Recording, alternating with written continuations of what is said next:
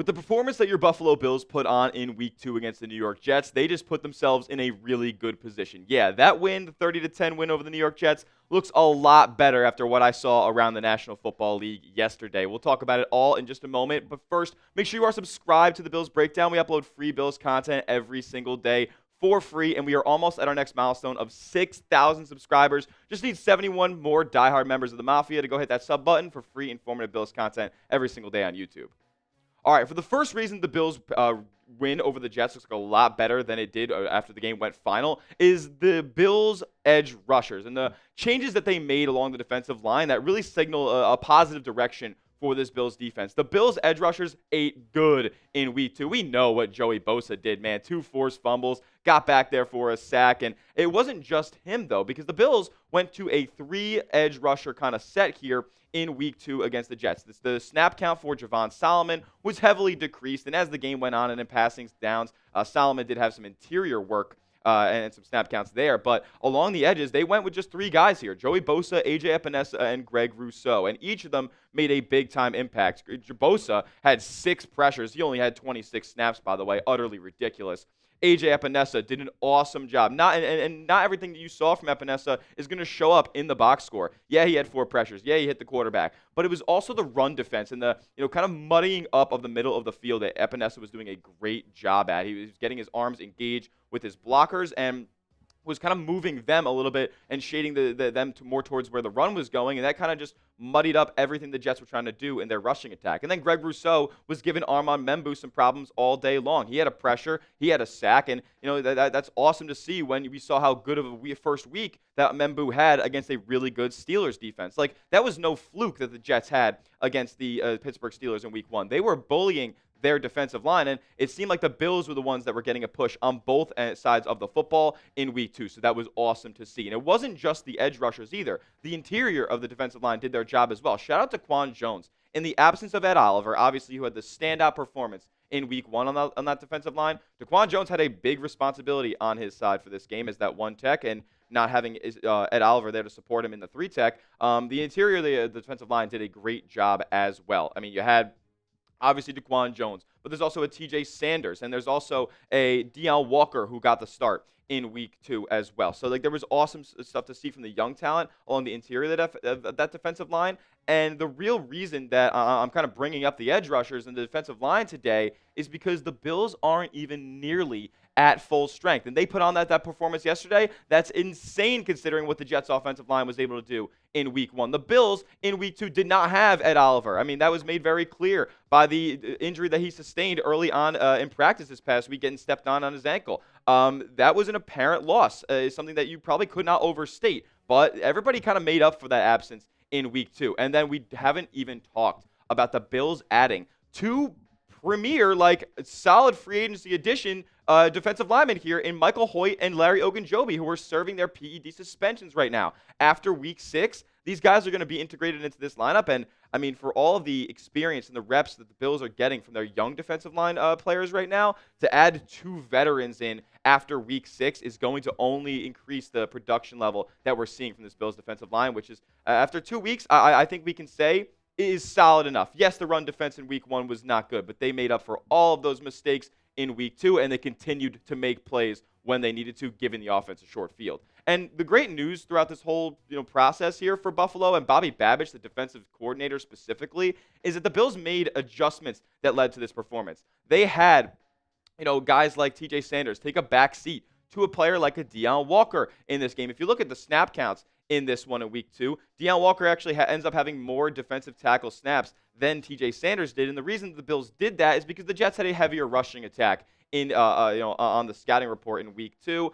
With Ed Oliver out, you can't really start a pass rushing defensive tackle like TJ Sanders and expect to have all that similar type of success. So the Bills decided to start Deion Walker in that 3 tech opposite DeQuan Jones and just have 2 big bodies muddying everything up there in the middle of the field. Sanders was actually able to do some good stuff as well from the pass rush perspective. So it was nice to see his progression there after a pretty lackluster Week 1. The Bills also mixed up their alignments on the defensive line. We oftentimes see them go with a strong set or excuse me, an overset on the defensive line, which has their three tech players and the edge rushers kind of to the strong side of the field, and then the one tech to the weak side. Well, they kind of flipped the script a couple of times in the Jets game this week and went with an underset with a one tech toward the strong side and the three other guys towards the weak side of the field. So it was cool to see the Bills kind of mixing it up here and experimenting early on in the season, because that's what it's going to take when you have a bunch of young players in the defensive line. You don't really know exactly what you have yet, but from what we saw in week 2, especially Joey Bosa, the Bills are in a pretty good spot on their defensive line. What would you guys say? What's your confidence level in the defensive line after week 2? Scale it for me down in the comment section. 1 being we're not confident at all. That was a fluke performance against the Jets. 100 being super confident. Can't wait to see these guys get back from suspension as well. Let me know what you guys think down below. All right, we glazed the defensive line for a little bit, but now I'm about to tell you guys the real reason that the Bills win over the Jets looks 100 times better after what we saw around the rest of the National Football League. That in just a moment, but first, get hooked up with our sponsor on the program, and that is PrizePicks. This episode is brought to you by PrizePicks. You and I make decisions every day, but on PrizePicks, being right can get you paid. Don't miss out on all the action this football season on PrizePicks, where you can win up to 2,000 times your money watching your Buffalo Bills, because it's daily fantasy made easy. All you guys got to do is pick a lineup of 2 to 6 players and just pick more or less on their projected stats, whether it is receiving yards, rushing yards. I mean, they got punts inside the 20, they got field goal yards, they got everything, and they always want to make it easier for you guys to win real money in real time, so they hook you guys up with awesome deals, like our promo code CLNS. They get you $50 for free in lineups when you play your first $5 lineup. That's code CLNS to trigger that deal. If you want to see my lineup for Monday night, I got Mike Evans in the doubleheader to have more than 65.5 receiving yards. I got Justin Herbert less than 33.5 pass attempts. They're going to start running the football a little bit more in LA, which means I got Amari and Hampton more than 12.5 fantasy score. If all 3 of these go green, I make 6x my money. You can tail my picks or fade them. Just do it at PrizePicks. Download the app today and use the code CLNS for $50 in lineups instantly when you play your first $5 lineup. That's code CLNS to get $50 in lineups instantly after you play your first $5 lineup. PrizePicks, it's good to be right. The Bills could be a lot better than 2-0, judging by what I saw around the rest of the National Football League in week 2. I mean, the upcoming schedule for Buffalo, it looks pretty good, because out of all of the next 7 opponents for your Buffalo Bills, 8 opponents for your Buffalo Bills, they have a combined 1-12 record. Actually, 2-12 record, I should say, because the Falcons did end up getting a win on Sunday Night Football. Let's look ahead real quick, though, to the short week, Thursday night, against the Miami Dolphins. The Bills could get a head coach fired on Friday, to be quite honest with you. The Miami Dolphins look like the biggest disaster in football right now. Looks like the team has quit on head coach Mike McDonald. And the Bills are a team that I think is full of sharks that smell blood in the water. And this is going to be, in my opinion, 21 minimum. 21 minimum against the Miami Dolphins, and the Bills will be moving to 3-0. I don't really see a way, unless that team is so fired up and they want to keep Mike McDonald's job, or Mike McDaniel's job. It doesn't look like they're going to be playing too inspired, especially on a short week. Bills, they're going to move to 3-0. And then you play probably one of the worst teams in the National Football League in the New Orleans Saints. They're 0-2. They didn't exactly play the league's best competition in the first 2 weeks. They couldn't beat Kyler Murray in week 1. They couldn't beat Mac Jones in week 2. So the Saints, they are as bad as it gets in this league, and they're going to be fighting for the number 1 overall pick in the 2026 draft. If the Bills lose this, then it's the trap of all traps. This game's not exactly a trap. Obviously, it's the Patriots, a division rival, and the Bills are going to be wearing their rivalry jerseys for this game on October 5th. But the Patriots don't look that good. It took everything out of them to beat the Miami Dolphins in week 2.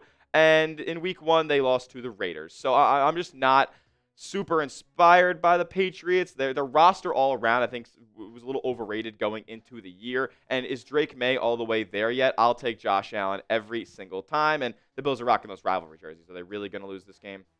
All right, I did have this game as a loss on my original record prediction. The Atlanta Falcons look pretty good in week 2. And they were kind of throwing up some schemes to confuse and trouble a young quarterback in J.J. McCarthy, and Josh Allen won't have that same sort of trouble. So can the Falcons be as effective as they were on defense again this Bills game? Bills are going on the road here, and the Falcons are a very, very talented offense. The Jets, I'd say they are a phony rushing offense because they don't have the pass to be able to open it up. The Falcons actually can throw the football, and that means that they're so dangerous with all the talent that they have on their offense. Bijan Robinson looks awesome, and Tyler Algier is just as good as any running back in this league. So this could be a loss. But again, like the Bills, they're okay. The Falcons, they'd lose to the Buccaneers at home. So we could potentially see a win here. And then we'll probably see a win against the Carolina Panthers. They look atrocious. They tried to do everything in their power to win in week 2 against the Arizona Cardinals, but they couldn't get the job done. And I think the Bryce Young hype was very short-lived. Doesn't seem like he's going to be anything more than an average quarterback in this league. And then, yes, the Kansas City Chiefs. They are 0-2. The Kansas City Chiefs are 0-2. I'll tell you right now, yes, the Bills' combined record for the next 7 opponents is 2-12. The Kansas City Chiefs will not be playing like an 0-2 football team or whatever they are when they play the Buffalo Bills. I just want that to be enormously clear right now. The Chiefs will be a much different football team. I don't want anybody doubting the Kansas City Chiefs right now. There shouldn't be one person in the city of Buffalo that doubts the Kansas City Chiefs under any circumstance. So this will be a tough game. No ifs, ands, or buts about it. Bills got to be on their P's and Q's here. Just because the Chiefs are 0-2 doesn't mean that they're any different than the boogeyman that they've been for you over the last 5 years. And then they get the Dolphins again in Week 10. At this point, you never know what the Dolphins could be, but they are, at this point, a bad football team. So, in all likelihood, this will be another, I wouldn't say easy win because it's the National Football League, but, a more favorable matchup for the Buffalo Bills, I'll call it here. So, the Bills are looking pretty good over the next 7 or 8 weeks or so, as they do have their bye in Week 7. So, with that being said, get your crystal ball out. Predict it for me. The Bills' record over the next 7 games, the next 8 weeks. What do the Bills go? Comment for me down below what you guys think. My prediction is the Bills will go 7-1. They'll split one of those 2 games between the Kansas City Chiefs and the Atlanta Falcons, and then they will be 9-1 after Week 10. So the Bills are going to be in a pretty good spot here after the first 10 weeks of the season, and they look as good as anybody, and they look as much of a contender as anybody in the National Football League. Now, one more matchup I do want to talk about here. Some major NFL news went down yesterday. Joe Burrow is going to be missing the next 3 months, it looks like, with a turf toe injury. That's some torn ligaments. He's getting surgery. Really, really unfortunate for the Bengals. But the Bills do match up with the Bengals this season, and it's not until December 7th. If we took 3 months to the day from Joe Burrow's injury, it will be a December 15th. So could he rush himself back here to play a game that could be pretty pivotal for either one of these 2 teams late in the season? It's definitely a possibility, but I wouldn't hold my breath on Joe Burrow being available for this game. It'll definitely be toward the tail end of his rehab, but that's a tough one if Burrow's able to come back and start playing inspired, even if he's able to come back. This is his first game.